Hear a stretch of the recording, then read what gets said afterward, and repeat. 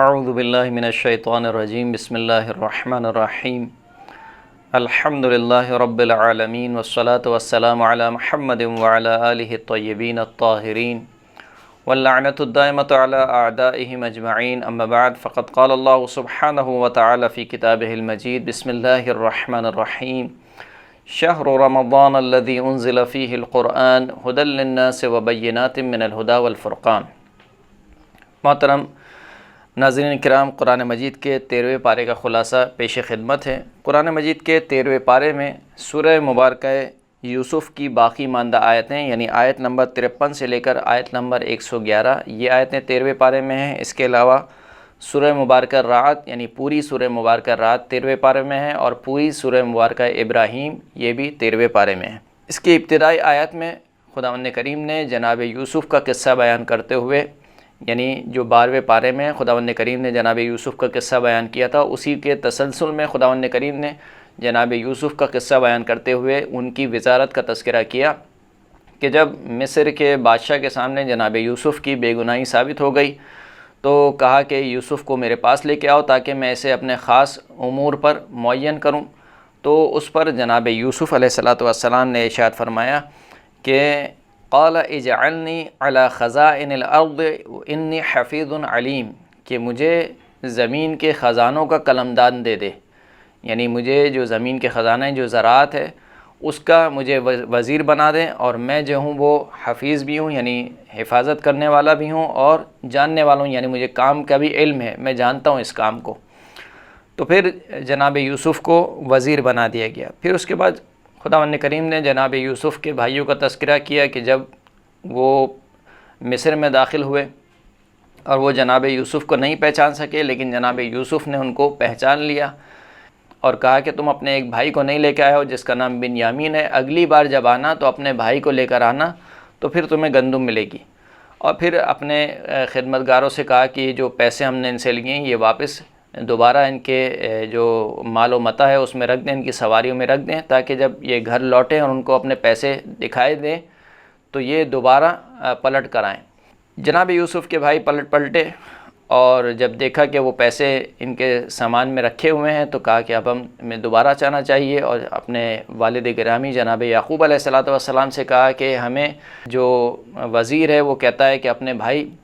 بنیامین کو لے کر آؤ گے تو پھر تمہیں گندم ملے گی۔ جناب یعقوب علیہ السلام نے انکار کیا کہ نہیں، جو تم کہہ رہے ہو کہ ہم بنیامین کو اب کی بار لے کر جائیں گے اور ہم اس کی حفاظت کریں گے، تو تم جناب یوسف کو بھی یہی کہہ کر لے کے گئے تھے کہ ہم اس کی حفاظت کریں گے۔ لہٰذا جناب یعقوب علیہ السلام پہلے تو راضی نہیں ہوئے کہ بنیامین کو ان کے ساتھ بھیجا جائے، لیکن جب انہوں نے بہت اصرار کیا تو جناب یعقوب علیہ السلام نے ان سے محکم قول لیا، خدا کی قسم کھلوائی، اور پھر اس کے بعد بنیامین کو جانے دیا اور کہا کہ دیکھو اب کی بار جانا تو ایک دروازے سے داخل نہیں ہونا بلکہ مختلف دروازوں سے داخل ہونا۔ پھر وہ چلے گئے، دوبارہ مصر پلٹے، اور مصر میں آنے کے بعد جیسے ہی جناب یوسف نے اپنے بھائی بنیامین کو دیکھا تو انہیں اپنے پاس بلا لیا اور اپنا تعارف کرایا کہ دیکھو میں تمہارا بھائی یوسف ہوں۔ اور پھر اب کی بار گندم دیا، اور جناب یوسف نے یہ سوچا کہ اب کی بار بنیامین کو مصر میں ہی روکا جائے۔ تو اس کے لیے جو جناب یوسف نے تدبیر کی اس کو خداوند کریم نے بیان کیا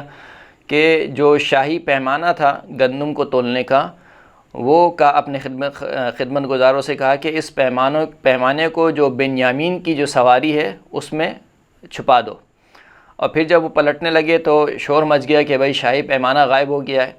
تو جناب یوسف کے بھائیوں نے کہا کہ ہماری تلاشی لے لیجئے کہ اگر اس میں کوئی آپ کا پیمانہ ملے۔ تلاشی لی گئی تو جناب یوسف نے کہا کہ جس سواری سے بھی شاہی پیمانہ ملے گا اس کو ہم اپنے پاس گرفتار کر لیں گے، یعنی گویا وہ ایک طریقے سے گرفتار ہو جائے گا اور سزا کا مستحق قرار پائے گا۔ جب بنیامین کی سواری سے ایک مرتبہ پیمانہ نکلا تو جناب یوسف کے جو دوسرے بھائی تھے وہ گھبرا گئے کہ اب تو یہ بنیامین کو نہیں چھوڑیں گے، اور ہم اپنے والد گرامی سے وعدہ کر کے آئیں کہ ہم بنیامین کو واپس پلٹائیں گے۔ تو وہ جناب یوسف کے سامنے التجا کرنے لگے کہ دیکھو ہمارے جو والد ہیں وہ بہت بزرگ ہیں اور وہ اس کی جدائی کو برداشت نہیں کر سکتے ہیں۔ اگر آپ کو کسی کو رکھنا ہی ہے تو ہم میں سے کسی کو رکھ لیں، بنیامین کو چھوڑ دیں۔ لیکن جناب یوسف نے کہا کہ نہیں، کہ جس کی سواری سے شاہی پیمانہ نکلا ہے اسی کو جو ہے وہ گرفتار کیا جائے گا، اور اس طریقے سے جناب یوسف نے حیلہ کیا، بنیامین کو اپنے پاس روک لیا۔ پھر یہ دوبارہ پلٹے اپنے والد گرامی کے پاس اور والد گرامی کو قصہ سنایا۔ جناب یعقوب علیہ السلام جو ہے وہ دوبارہ غمزدہ ہو گئے اور وہ کہنے لگے کہ میں پہلے ہی تم سے کہتا تھا کہ تم نے یوسف کی حفاظت نہیں کی تو تم بنیامین کی کس طریقے سے حفاظت کرو گے۔ اس کے بعد جناب یعقوب علیہ السلام جو کہ پہلے ہی جناب یوسف کی جدائی میں غمزدہ تھے، اب مزید غمزدہ ہو گئے، اور اس غم اور حزن کو خداوند کریم نے قرآن مجید میں بیان کیا۔ فرمایا کہ وَتَوَلَّ عَنْهُمْ وَقَالَ يَا أَسَفَ عَلَى يُوسُفَ وَابْيَضَّتْ عَيْنَاهُ مِنَ الْحُزْنِ فَهُوَ كَظِيمٌ، کہ حضرت یعقوب نے اپنے بیٹوں سے رخ موڑا، منہ کو موڑ لیا اور کہنے لگے کہ ہائے یوسف، اور ہائے یوسف کہتے ہوئے یعنی اتنا انہوں نے گریہ کیا کہ ان کی آنکھیں سفید ہو گئیں، اور جبکہ وہ غم کو دبائے ہوئے تھے، یہاں تک کہ اتنا حضرت یوسف کو، ان کے بھائی کو یاد کرتے تھے کہ جناب یوسف کے بھائی اپنے والد گرامی سے کہنے لگے قالوا تاللہ تفتأ تذکر یوسف حتی تکون حرضا او تکون من الہالکین، کہ بابا جان آپ بس کیجئے، کتنا یوسف کو یاد کریں گے، آپ اس قدر یوسف کو یاد کرتے ہیں کہ ہمیں خوف ہے کہ یا تو آپ پگھل جائیں گے یا پھر آپ ہلاک ہو جائیں گے۔ اس پر جناب یعقوب نے جواب دیا قال انما اشکو بثی وحزنی الی اللہ واعلم من اللہ ما لا تعلمون، کہا کہ میں تو اپنی پریشانیوں اور اپنی رنج کی جو فریاد ہے وہ خداوند کریم کی بارگاہ میں کرتا ہوں، اور مجھے اللہ کی طرف سے وہ باتیں معلوم ہیں جو کہ تمہیں نہیں معلوم۔ اس کے بعد جناب یعقوب علیہ السلام نے اپنی اولادوں کو کہا کہ جاؤ دوبارہ جا کر یوسف کو اور اس کے بھائی کو تلاش کرو اور خدا کی رحمت سے مایوس نہ ہو۔ یہ دوبارہ پلٹے اور جب مصر میں جناب یوسف کو دیکھا تو جناب یوسف سے کہنے لگے کہ ہم جو ہے بہت غمزدہ ہیں، ہمارے والد گرامی جو ہے، ہمارا گھرانہ جو ہے وہ مشکل وہ پریشانی میں ہے، ہم تمہارے پاس بہت تھوڑی سی قیمت لے کر آئے ہیں، لیکن ہمیں پورا پیمانہ گندم کا دو اور ہم پر اس کے علاوہ کچھ صدقہ بھی کرو، خداوند کریم صدقہ کرنے والوں کو پسند کرتا ہے۔ اس پر جناب یوسف نے ان سے سوال کیا کہ کیا تم مجھے پہچانتے ہو میں کون ہوں؟ تو پھر وہ پہچان گئے کہ ہاں یہ جو ہے وہ ہمارے بھائی یوسف ہیں، اور پھر وہ توبہ کرنے لگے اور کہنے لگے کہ ہماری غلطیوں کو اور ہماری خطاؤں کو معاف فرما۔ جناب یوسف نے ان کی توبہ کو قبول کیا۔ پھر اس کے بعد جناب یوسف نے ان سے کہا کہ اب کی بار جب جاؤ تو تمام گھرانے کو میرے پاس لے کر آنا، یعنی والد والدہ کو، تمام گھر والوں کو لے کر آنا، اور ابھی جب جا رہے ہو تو یہ میری قمیص جو ہے وہ لے کر جاؤ، تاکہ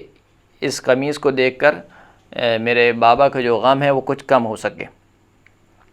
جیسے کہ خداوند کریم نے ارشاد فرمایا کہ اذهبوا بقمیصی ھذا فالقوه علی وجه ابی یأتی بصیرا واتونی باہلکم اجمعین، کہ یہ میری قمیص لے جاؤ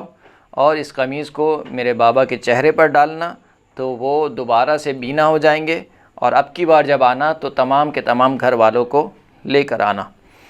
پھر اس کے بعد خداوند کریم بیان فرماتا ہے کہ فلما ان جاء البشیر القاہ علی وجہہ فارتد بصیرا، جب وہ بشارت دینے والا آیا اور جناب یوسف کی قمیص کو جناب یعقوب کے چہرے پر ڈالا تو جناب یعقوب کی بینائی واپس آ گئی، اور جناب یعقوب نے ارشاد فرمایا قال الم اقل لکم انی اعلم من اللہ ما لا تعلمون، کیا میں نے تمہیں نہیں کہا تھا، یعنی اپنے جناب یوسف کے بھائیوں سے کہا کہ کیا میں نے تمہیں نہیں کہا تھا کہ میں اللہ کی جانب سے وہ جانتا ہوں جو کہ تم نہیں جانتے۔ پھر جناب یوسف کے بھائیوں نے اپنے والد سے درخواست کی کہ وہ ان کے لیے استغفار کریں۔ جناب یعقوب نے کہا کہ میں ان قریب تمہارے لیے استغفار کروں گا، اور پھر اب کی بار پورا کا پورا گھرانہ مصر کی طرف روانہ ہوا، جس میں جناب یوسف کے والد اور والدہ بھی شامل تھے۔ جب جناب یوسف کے والد اور والدہ مصر پہنچے تو جناب یوسف نے اپنے والد اور والدہ کو تخت نشین کیا، تخت پر بٹھایا، اور تخت پر بٹھانے کے بعد جو جناب یوسف کے بھائی تھے وہ سب کے سب سجدے میں گر گئے۔ اس پر جناب یوسف نے کہا کہ یہ میرے پہلے خواب کی تعبیر ہے کہ جس میں نے خواب دیکھا تھا کہ مجھے 11 ستارے جو ہے وہ سجدہ کر رہے ہیں۔ اور پھر اس کے بعد جناب یوسف نے اپنے والد گرامی سے ساری روداد ذکر کی کہ کس طریقے سے مجھے قید خانے میں ڈالا کیا، اور پھر بیان فرمایا کہ خداوند کریم نے مجھ پر کیا کیا عنایتیں کی۔ فرمایا کہ رب قد اتیتنی من الملک وعلمتنی من تعویل الاحادیث فاطر السماوات والارض انت ولی فی الدنیا والآخرہ توفنی مسلما والحقنی بالصالحین، کہ اے پروردگار تو نے مجھے ملک عطا کیا یعنی وزارت عطا کی، وعلمتنی من تعویل الاحادیث اور خوابوں کی تعبیر کا علم مجھے دیا، تو ہی زمینوں اور آسمان کا خلق کرنے والا ہے، تو ہی میرا ولی ہے دنیا میں بھی آخرت میں بھی، اور مجھے مسلمان کی حالت میں مارنا اور مجھے صالحین کے ساتھ ملحق کر دینا۔ تو یہ تقریباً آیت نمبر 102 تک جناب یوسف کا تفصیلی قصہ تھا کہ جس کو خداوند کریم نے سورہ مبارکہ یوسف میں بیان کیا۔ اس کے بعد کی آیت میں خداوند کریم نے بیان فرمایا کہ انبیاء جو توحید کی طرف دعوت دیتے ہیں وہ کسی دنیاوی فائدے کے لیے یا کسی مال و متاع کے لیے لوگوں کو توحید کی دعوت نہیں دیتے ہیں۔ ارشاد ہوا کہ وما تسألهم علیہ من اجر ان هو الا ذکر للعالمین، کہ اس دعوت تبلیغ پر، اس تبلیغ رسالت پر آپ ان سے کوئی اجر کا سوال مت کریں، یہ تو فقط ذکر ہے عالمین کے لیے۔ اور پھر اس کے بعد خداوند کریم نے توحید کا بیان کیا، اس کائنات میں موجود توحید کی نشانیوں کا تذکرہ کیا، اور بیان ہوا کہ عذاب خدا انتہائی نزدیک ہے۔ اور پھر اس کے بعد خداوند کریم نے بیان فرمایا کہ یہ جو ہم قصے بیان کر رہے ہیں، سورہ مبارکہ یوسف کی آخری آیت میں جو بیان فرمایا کہ یہ جو ہم انبیاء کے قصے بیان کر رہے ہیں، یہ ایسا نہیں کہ ہم نے اپنی طرف سے گڑھ لیے ہیں، یعنی یہ قرآن کوئی قصے کہانیوں کی کتاب نہیں ہے۔ تو یہ قصے ہم کیوں بیان کر رہے ہیں؟ فرمایا کہ لقد کان فی قصصہم عبرۃ لأولی الالباب ما کان حدیثا یفترى ولکن تصدیق الذی بین یدیہ وتفصیل کل شیء وہدی ورحمۃ لقوم یؤمنون،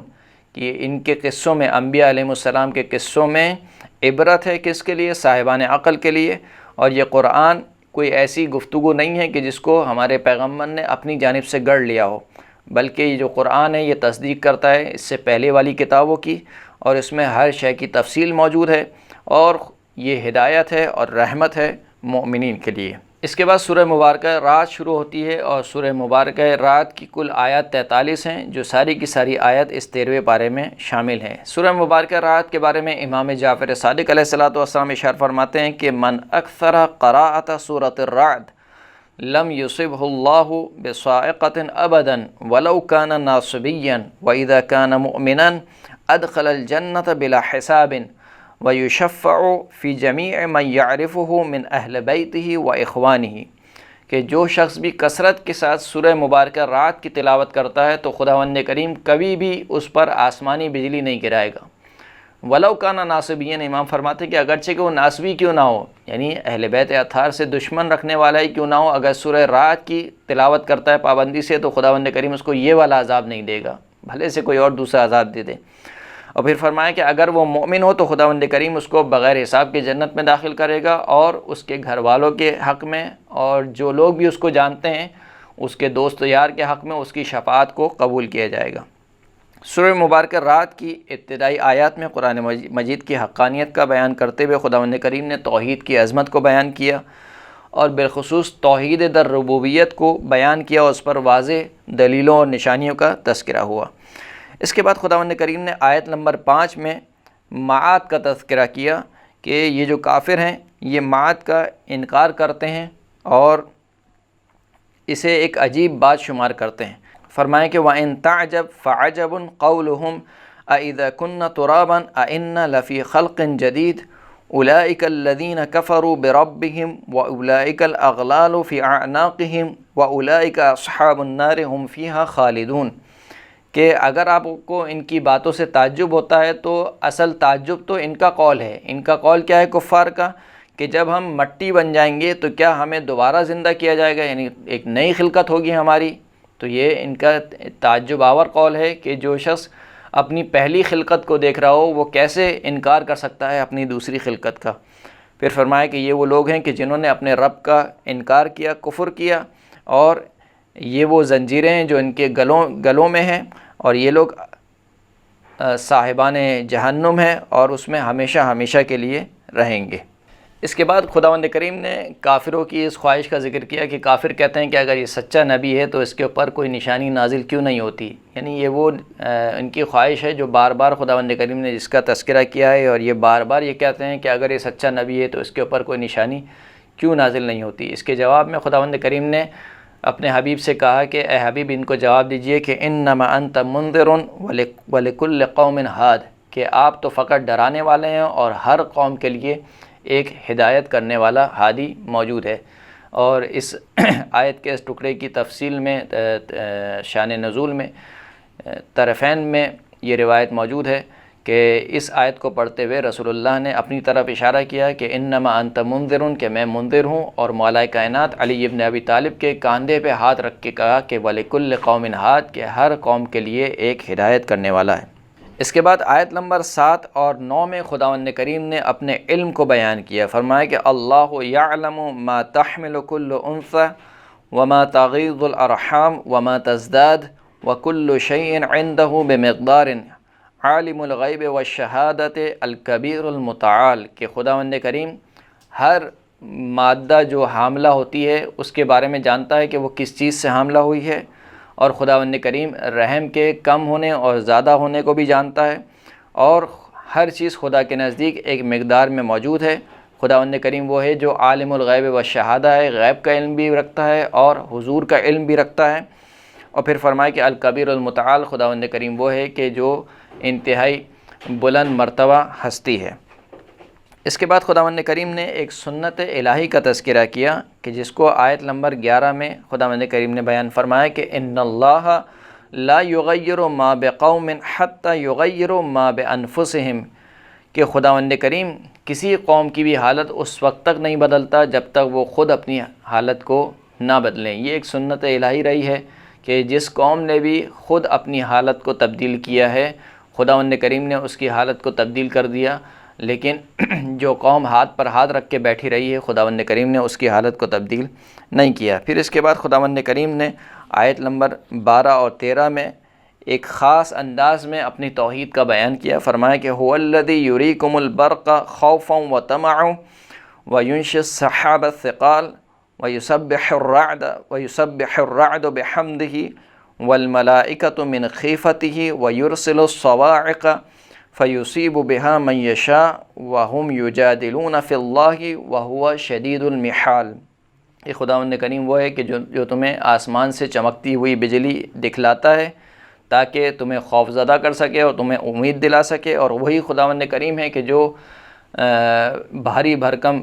بادلوں کو خلق کرتا ہے جو پانی سے بھرے ہوئے ہوتے ہیں، اور خداوند کریم بیان فرماتا ہے کہ یہ جو آسمانی بجلی چمکتی ہے یہ اللہ کی حمد کے ساتھ اس کی تسبیح کرتی ہے، اور ملائکہ اس کی تسبیح کرتے ہیں اس کے خوف کی وجہ سے، اور خداوند کریم ان آسمان سے بجلیوں کو بھیجتا ہے اور پھر جس کو اللہ چاہتا ہے اس تک ان بجلیوں کو نازل کر دیتا ہے، اور یہ کافر اللہ کے بارے میں جدل کرتے ہیں، جھگڑا کرتے ہیں، جبکہ خداوند کریم انتہائی شدید قدرت والا ہے۔ پھر اس کے بعد دوبارہ خداوند کریم نے توحید کا بیان کیا اور فرمایا کہ جو اللہ کی دعوت پر لبیک کہتے ہیں اس کی جزا کیا ہے، اور جو اللہ کی دعوت کا انکار کرتے ہیں اس کی سزا کا تذکرہ ہوا۔ پھر اس کے بعد خداوند کریم نے صاحبان عقل کی کچھ نشانیاں بیان کی، فرمایا کہ صاحبان عقل کی پہلی نشانی یہ ہے کہ وہ اللہ سے جو انہوں نے عہد کیا ہوتا ہے اس کو وفا کرتے ہیں اور عہد الہی کو توڑتے نہیں ہیں۔ دوسری نشانی یہ ہے کہ وہ صلہ رحمی کرتے ہیں۔ تیسری نشانی یہ ہے کہ وہ اپنے پروردگار سے ڈرتے ہیں۔ چوتھی نشانی یہ ہے کہ آخرت کے برے حساب سے خوفزدہ ہوتے ہیں، اور پھر اس کے بعد ان کی نشانی یہ ہے کہ اپنے رب کی خاطر صبر کرتے ہیں، نماز قائم کرتے ہیں، چھپ کر اور علی الاعلان اللہ کی راہ میں خرچ کرتے ہیں، اور برائی کا جواب نیکی سے دیتے ہیں، یعنی برائی کو نیکی کے ذریعے سے دور کرتے ہیں۔ اور پھر اس کے بعد اس کی اگلی آیات میں خداوند کریم نے ان کا تذکرہ کیا جو اس کے برعکس ہیں، یعنی وہ عہد الہی کو بھی توڑتے ہیں اور قطع رحمی بھی کرتے ہیں، اور پھر ان کی جزا بھی خداوند کریم نے ذکر کی۔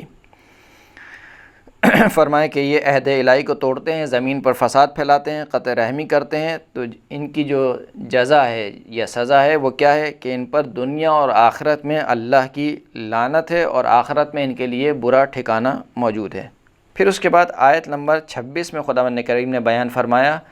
کہ رزق کی تنگی اور رزق کی فراخی خداوند کریم کے ہاتھ میں ہے۔ اللہ یبسط الرزق لمن یشاء ویقدر وفرحوا بالحیات الدنیا وما الحیات الدنیا فی الآخرۃ الا متاع، کہ اللہ وہ ہے کہ جو جس کے لیے چاہتا ہے رزق کو وسعت دے دیتا ہے، پھیلا دیتا ہے، اور جس کے لیے چاہتا ہے رزق کو تنگ کر دیتا ہے۔ اور یہ کافر جو ہے وہ دنیاوی زندگی سے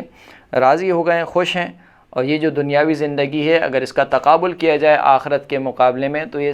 بہت تھوڑے سے سامان کے علاوہ اور کچھ بھی نہیں ہے۔ پھر اس کے بعد خداوند کریم نے بیان کیا کہ کافر جو کہ بار بار اس بات کا تقاضا کر رہے تھے کہ اگر یہ سچا نبی ہے تو اس کے اوپر کوئی نشانی نازل کیوں نہیں ہوتی، فرمایا کہ اگر ہم ان کے اوپر 1000 نشانیاں بھی نازل کر دیں اور 1000 معجزے بھی ان کو دکھا دیں تب بھی یہ ایمان لانے والے نہیں ہیں۔ فرمائیں کہ وَلَوْ أَنَّ قُرْآنًا سُيِّرَتْ بِهِ الْجِبَالُ أَوْ قُطِّعَتْ بِهِ الْأَرْضُ أَوْ كُلِّمَ بِهِ الْمَوْتَى بَلْ لِلَّهِ الْأَمْرُ جَمِيعًا، کہ اگر اس قرآن کے ذریعے سے خداوند کریم پہاڑوں کو حرکت دے، یعنی پہاڑ چلنے لگے، اور زمین کو پھاڑ دے اس قرآن کے ذریعے، یا اس قرآن کے ذریعے مثال کے طور پر مردے بولنے لگیں تب بھی یہ ایمان نہیں لائیں گے۔ یعنی یہ اتنے ڈھٹے ہوئے ہیں ڈٹائی پر، اس قدر جمے ہوئے ہیں اپنی ڈٹائی پر کہ اگر 1000 معجزے بھی ان کو دکھا دیے جائیں تب بھی یہ ایمان لانے والے نہیں ہیں۔ پھر خداوند کریم نے اپنے حبیب کو تسلی دیتے ہوئے فرمایا کہ اے حبیب، اگر یہ آپ کا مذاق اڑاتے ہیں تو آپ سے پہلے بھی جو پیغمبر ہم نے بھیجے ہیں ان کا بھی مذاق اڑایا گیا، اور جو بھی ہمارے پیغمبروں کا مذاق اڑاتا ہے خداوند کریم اس کو پہلے تو ڈھیل دیتا ہے اور پھر اچانک سے خداوند کریم اس کو اپنے عذاب کی گرفت میں لے لیتا ہے۔ پھر اس کے بعد شرک کی اور مشرکین کی مذمت ہوئی، اور آخرت میں ان کی سزا کا بیان ہوا، اور آخری آیات میں سورہ مبارکہ رعد کی متقین کی جنت کا تذکرہ ہوا۔ کافروں کی خواہش کی پیروی سے ڈرایا گیا کہ دیکھو کافروں کی خواہش ہے، ان کی اتباع نہ کرو۔ اور پھر اس کے بعد فرمایا کہ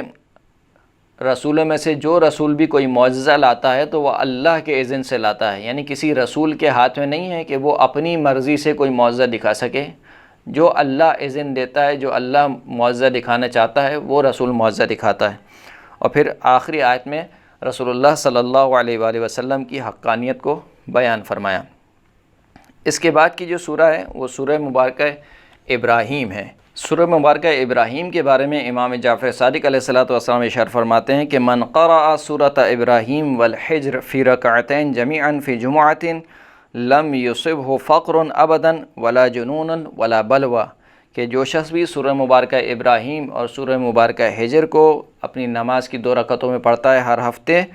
تو اس تک نہ فقر و تنگ دستی پہنچ سکتی ہے، نہ جنون اس پر عارض ہو سکتا ہے، اور نہ ہی کوئی مصیبت اس تک پہنچ سکتی ہے۔ سورہ مبارکہ ابراہیم کی پہلی آیت میں خداوند کریم نے بیان فرمایا کہ اگر یہ قرآن ہم نے نازل کیا ہے تو اس قرآن کے مبین اور مفسر رسول اللہ صلی اللہ علیہ وآلہ وسلم ہے۔ فرمایا کہ الف لام را کتاب انزلناہ الیک لتخرج الناس من الظلمات الی النور باذن ربہم الی صراط العزیز الحمید۔ الف لام را، یہ جو کتاب ہے جس کو ہم نے آپ کی طرف نازل کیا ہے تاکہ آپ لوگوں کو تاریکیوں سے نکال کر نور کی طرف لے کے آ جائیں اپنے پروردگار کے اذن سے، اور صراط العزیز الحمید، خداوند کریم جو کہ عزیز بھی اور حمید بھی ہے اس کے راستے پر لوگوں کو لے آئیں۔ اس کے بعد خداوند کریم نے حضرت موسیٰ اور ان کی قوم کا تذکرہ کیا کہ کس طریقے سے حضرت موسیٰ نے اپنی قوم کو یاد دلایا کہ اے قوم بنی اسرائیل، یاد کرو کہ خداوند کریم نے تم پر نعمت کی کہ تمہیں فرعون سے نجات دی جو تمہارے بچوں کو قتل کرتا تھا اور تمہاری عورتوں کی عصمت دری کرتا تھا، اور اس کے علاوہ اور بہت سی ان کی نعمتوں کو یاد دلایا۔ پھر اس کے بعد خداوند کریم نے قوم نوح اور قوم عاد اور قوم سمود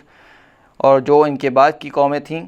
ان کا تذکرہ کرتے ہوئے فرمایا کہ ان تمام قوموں نے اپنے اپنے انبیاء کا انکار کیا۔ پھر اس کے بعد خداوند کریم نے ذکر کیا کہ کس طریقے سے ہمارے انبیاء نے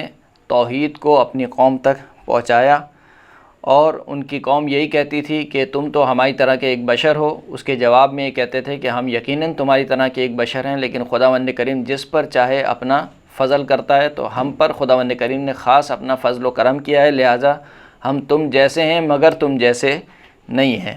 اور پھر اس کے بعد خداوند کریم نے ذکر کیا کہ یہ جو کفار تھے یہ نہ صرف یہ کہ اپنے انبیاء کی باتوں کو نہیں مانتے تھے بلکہ ان کو دھمکی دیتے تھے کہ اگر آپ باز نہیں آئے تو ہم آپ کو شہر بدر کر دیں گے، اپنے دیار سے نکال دیں گے، اپنے گھر سے نکال دیں گے۔ پھر اس کے بعد خداوند کریم نے کفار کے عذاب کا تذکرہ کیا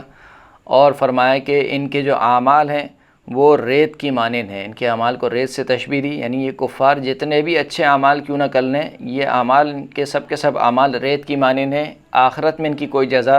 نہیں ہے۔ اور پھر مشرکین کے لیے دنیا اور آخرت میں ذلت اور خواری کو بیان کیا۔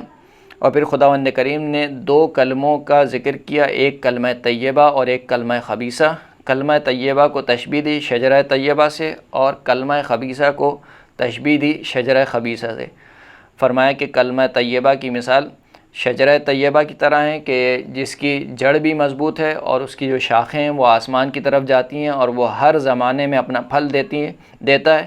اور جو کلمہ خبیثہ ہے اس کی مثال شجر خبیثہ کی طرح سے ہے کہ جس کی کوئی جڑ نہیں ہے اور وہ روئے زمین پر اگتا ہے۔ پھر اس کے بعد خداوند کریم نے شرک کی مذمت کی اور کفران نعمت کی مذمت کی اور بیان فرمایا کہ اللہ کی نعمتیں اتنی ہیں کہ اگر تم ان کو شمار کرنا چاہو تو تم ان کو شمار نہیں کر سکتے۔ اور پھر اس کے بعد خداوند کریم نے حضرت ابراہیم کا قصہ بیان فرمایا کہ جب حضرت ابراہیم نے اپنی زوجہ اور جناب اسماعیل کو جو اس وقت نومولود تھے ان کو مکہ میں جو ابھی کا مکہ ہے اس زمین میں کہا کہ اپنی بیوی کو اور اپنے بچے کو وہاں پر چھوڑ دو، ایک ایسے مقام پر کہ جہاں پر نہ پانی ہے نہ آب و گیا ہے، اور جناب ابراہیم کا یہ امتحان تھا۔ حضرت ابراہیم نے اپنی زوجہ کو اور جناب اسماعیل کو وہاں پر چھوڑ دیا، اور پھر اس کے بعد جناب ابراہیم کی دعاؤں کا تذکرہ ہوا کہ اس موقع پر جو حضرت ابراہیم نے دعائیں مانگی ہیں، بڑی اہم دعائیں ہیں، انشاءاللہ اگر وقت ہوتا تو میں ان دعاؤں کو بیان کرتا، لیکن آپ ان دعاؤں کو ضرور پڑھیے گا۔ بڑی اہم دعائیں ہیں جو حضرت ابراہیم نے بالخصوص اپنی اولاد کے لیے مانگی ہیں۔ پھر اس کے بعد خداوند کریم نے بیان فرمایا کہ کافر یہ گمان نہ کریں کہ اللہ ان کے اعمال سے جو ہے وہ غافل ہے، بلکہ اس نے عذاب کو ٹالا ہوا ہے ایک ایسے دن کے لیے کہ جس دن کافروں کی آنکھیں جو ہیں وہ خیرہ ہو جائیں گی، اور فرمایا کہ جب کافر عذاب کو دیکھیں گے تو یہ پشیمان ہوں گے اور کہیں گے کہ ہمیں مزید مہلت دے دے، لیکن اس وقت مہلت نہیں دی جائے گی۔ اور پھر آخر میں خداوند کریم نے فرمایا کہ اللہ کافروں کی چالوں سے اور ان کے مکر و حیلے سے غافل نہیں ہے، اور پھر آخر میں روز قیامت کی ہولناکی کا تذکرہ ہوا۔ وآخر الدعوانا ان الحمد للہ رب العالمین۔